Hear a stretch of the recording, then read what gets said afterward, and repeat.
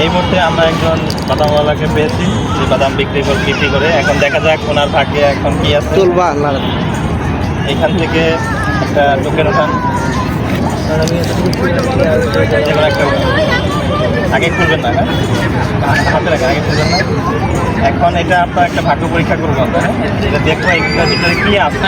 এটা বলতে হবে ফল, ফুল, মাছ, পশু, পাখি, এই পাঁচটার মধ্যে কী থাকতে পারে আপনার হাতে। এটা বলুন, যদি আপনি বলতে পারেন আপনার আমরা একটা পুরস্কার দিয়ে দেবো।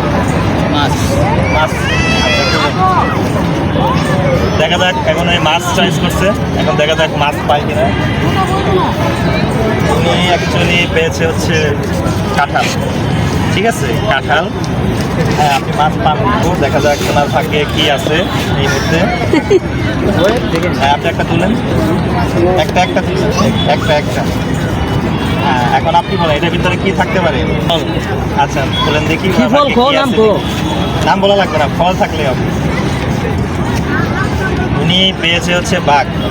ঠিক আছে, ফল পাইনি, খুবই দুঃখিত, আমরা আপনাকে পুরস্কারটা দিতে পারলাম না। আচ্ছা, এখান থেকে একটা টোকেন তোলেন।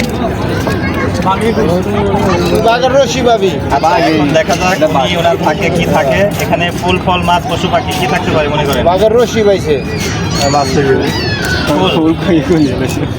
আচ্ছা, খুবই দুঃখিত। কি পাইছেন? ইলিশ পাইছে। খুবই দুঃখিত, আপনাকে পুরস্কার দিতে পারলাম না। এরপরে কে ভাগ্যবান বিজয়ী হয় দেখা যাক।